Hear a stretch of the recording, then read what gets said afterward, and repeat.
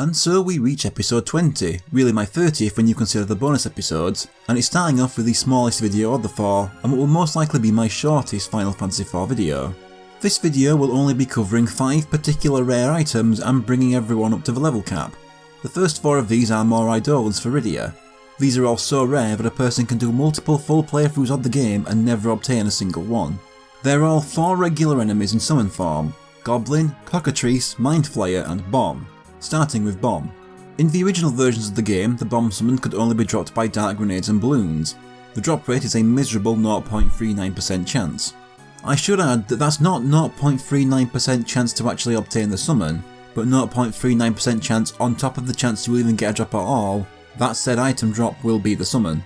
I only obtained this once before and it was such a miserable experience that it took between 20 and 30 hours.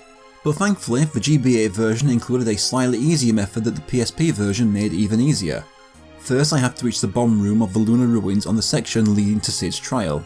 Then I stand in the spot where the blue bomb will always walk into me to trigger a fight with 2 dark grenades and 2 balloons, then switch to auto battle. Then I can just watch something else, only paying the barest minimum attention looking out for the item and only needing to press buttons to go through the victory text.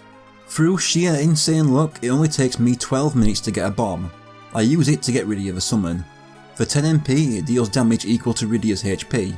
On the way out, I kill the Brachiorydos again for another hero shield and give it to Kain.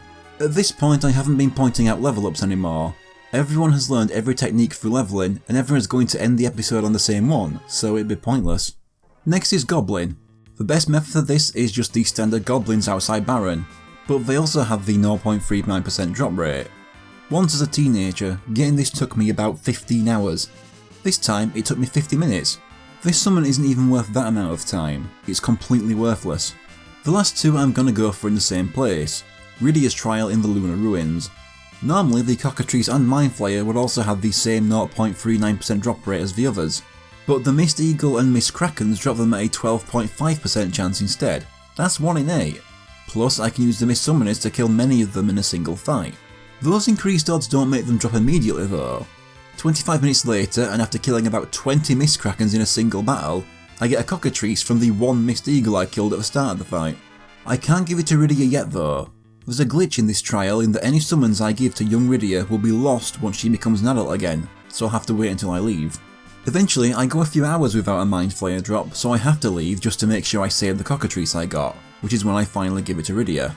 Cockatrice casts Break on all enemies, and would have been very useful if it dropped much earlier in the game. I should also mention at this point I've been getting the odd silver and golden apple and Soma drop from repeating Cecil and Rydia's trials and taking the quiz room when it appears, but I'll go into more detail with those next episode. I kill the Brachiorydos again for another hero shield. Looping back around, it takes another 25 minutes for a Mist Kraken to drop a Mind Flayer. That was ridiculous for a 1 in 8 chance. I killed hundreds of those things. Rydia was level 83 when we started farming in her trial. Now she's level 95 while everyone else is level 99. I give it to her once we leave. It uses Mind Blast to inflict paralysis and sap on an enemy. And that's all of Rydia's summons finally obtained, thank fuck. I also get 1 more hero shield on the way out.